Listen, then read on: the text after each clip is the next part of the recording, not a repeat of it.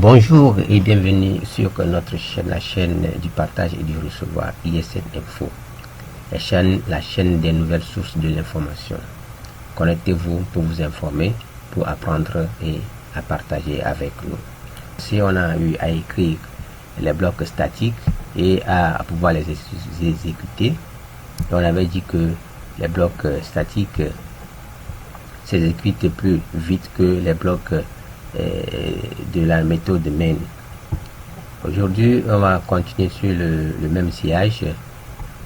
Pour ce, on va créer un nouveau fichier Java où on va l'appeler tout simplement, quel nom on va donner?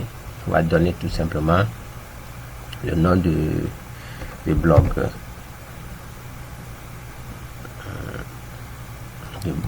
De bloc plutôt, de bloc. On va donner le nom de bloc. On va parler de bloc .java. On crée notre fichier en question. Et voilà que notre VS Code très intelligent nous a déjà rajouté le nécessaire. La classe, il nous a ajouté public, il nous a ajouté classe et a encore créé le nom de notre classe. On va déclarer notre premier bloc plutôt. Je mets un petit commentaire. Je vais mettre simple bloc. Et là, j'ouvre les accolades. Qu'est-ce que je vais encore? On va encore répéter presque la même chose.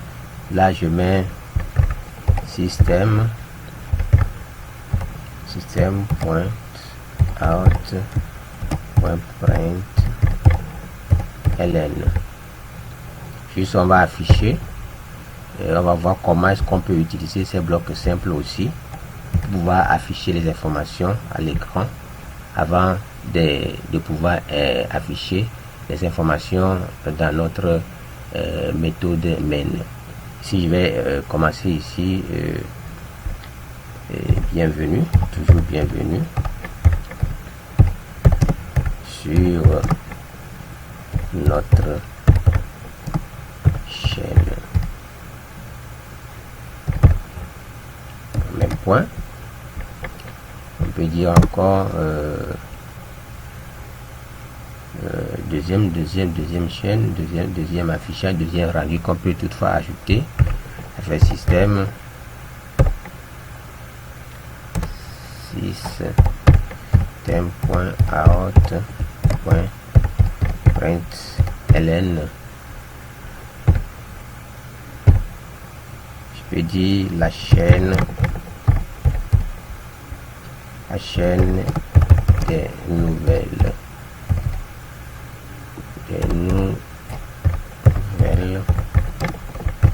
sources de l'information.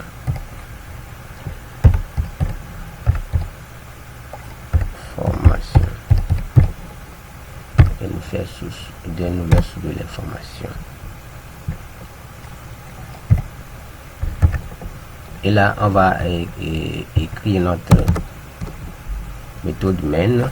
Ça fait public ici, public statique void main, public statique, j'ai mis statique, là-bas, string le tableau de chaîne de caractères, argument,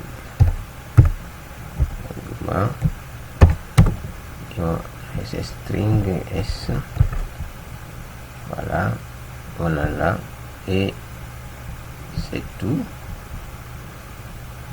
Public static void string argument. Oui, on a notre blog, on a notre bloc ici. Pourquoi je dis bloc? Ici c'est notre bloc.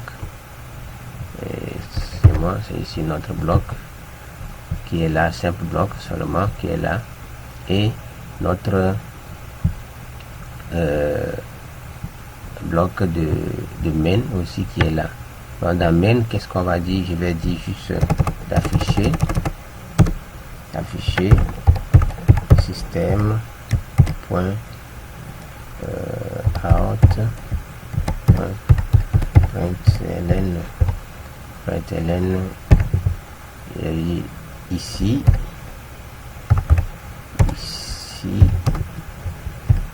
je suis dans le bloc main.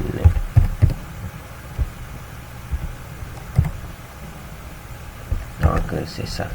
Bon, maintenant quelle est l'utilité de cette vidéo? Cette vidéo, c'était juste pour vous montrer comment est-ce qu'on pouvait accéder à ce bloc simple, parce que si on mettait par exemple ici statique comme la fois passée, statique, on peut toutefois l'utiliser, on peut pouvoir l'afficher avant le bloc, le contenu du bloc main.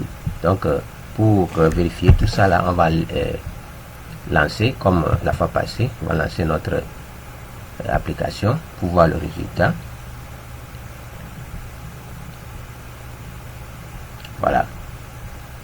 Voilà le résultat. On a ici bienvenue sur notre chaîne, la chaîne des nouvelles sources de l'information. Ici je suis dans le bloc main, donc sans problème. Ici on avait dit, ici vous vous rappelez bien, on avait dit que même si on ne déclarait pas ce bloc là dans la méthode main, lui-même il va s'exécuter directement avant même que le contenu du bloc main va s'afficher. Donc ici, supposons que nous n'avons pas mis statique ici. Donc on avait enlevé le statique, on enregistre, on relance notre éditeur de test pour voir ce qui va s'afficher par la suite. Là, vous voyez que c'est seulement le contenu du bloc main qui est affiché, parce que on n'a pas eu accès, on n'a pas pu avoir accès au bloc simple là pour pouvoir l'afficher. Pour avoir accès, je vous ai dit la fois passée que si vous-même vous déclarez une variable ici var, et je vais aussi parler de var, je vais dire var number, var number, juste voilà, var number, CTRL S,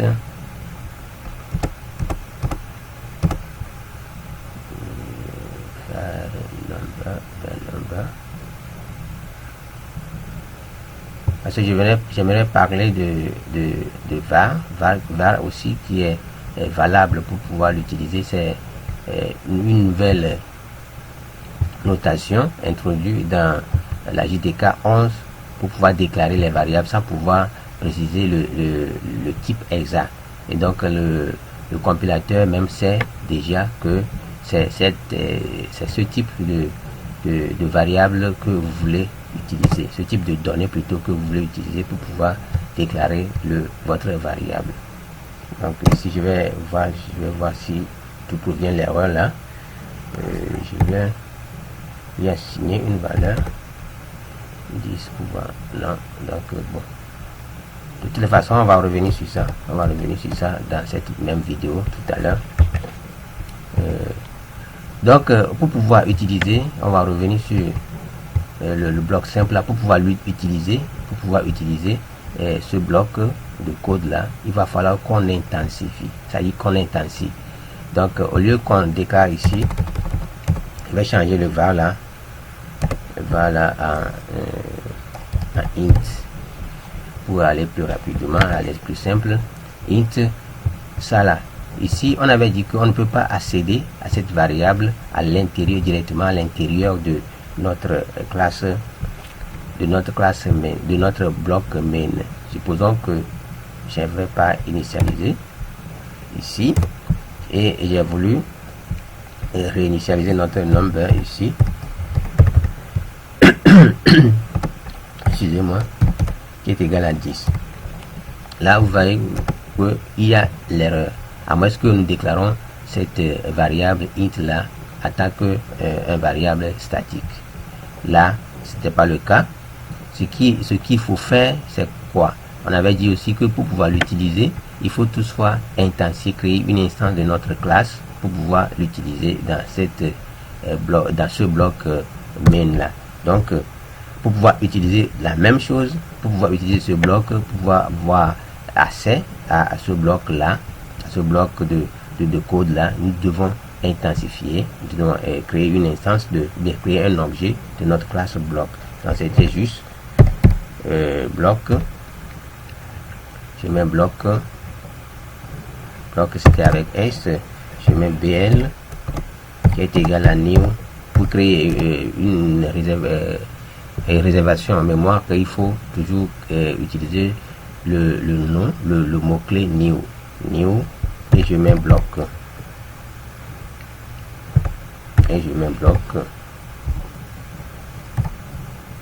voilà.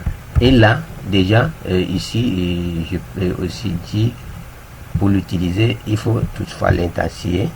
Je fais BL point et vous allez voir que BL point, vous allez voir que l'erreur là va disparaître et on pouvait avoir accès facilement à notre variable qui a été déclarée ici.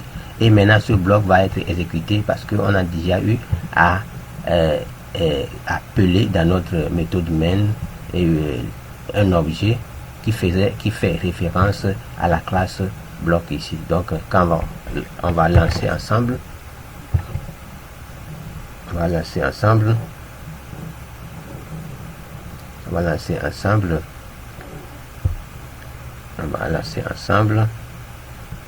et voilà que quand vous allez vérifier ici, bienvenue sur notre chaîne qui est là, la chaîne des nouvelles sources de l'information. Et ici je suis dans le bloc main.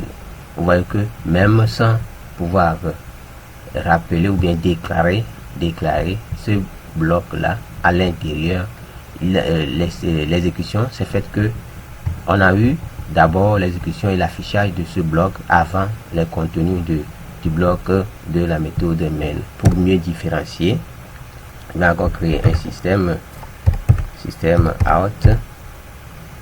Oh. C'est ici je suis 6 out système out, c'est toujours en cours de chargement là. 6 système.out .println. Taper aussi à la main, ça permet d'avoir les outils à la main. Donc ici mon int est 2 points, je mets l'espace plus i plus number. J'ai souvent l'habitude d'utiliser le ii plus number, je place la virgule, c'est plutôt bl plus bl point number. Et là on va encore mettre un peu de l'ordre. On va mettre un peu de l'ordre ici. On fait 6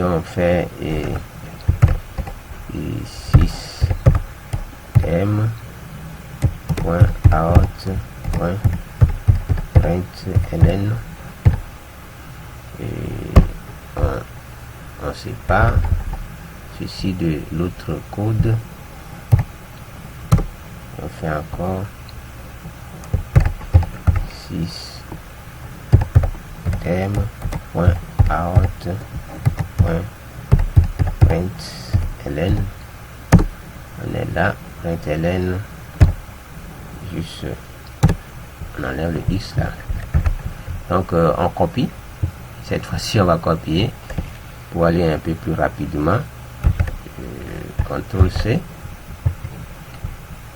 et je colle un peu plus en haut, CTRL V là, et je vais coller encore où bon, c'est plus la peine pour pouvoir différencier. Et voilà. Donc maintenant on va relancer. Non, ici d'abord j'efface pour que vous puissiez voir le rendu. Ça fait clair. Et c'est bon. Maintenant on relance notre application.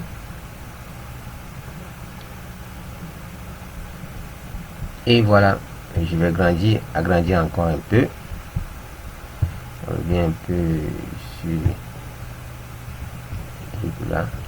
Et voilà, on a bienvenue sur notre chaîne, la chaîne des nouvelles sources de l'information. Ici, je suis dans le bloc main et voilà notre int est 10.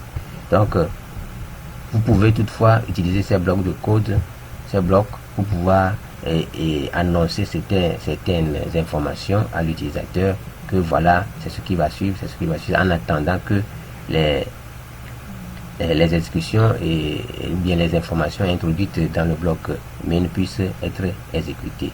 Donc je parlais entre temps de la variable var, c'est-à-dire de la nouvelle notation des types de données qu'on a eu à introduire dans la JDK 11. C'était var, je peux dire string, non, var, je donne seulement le nom, et non variable,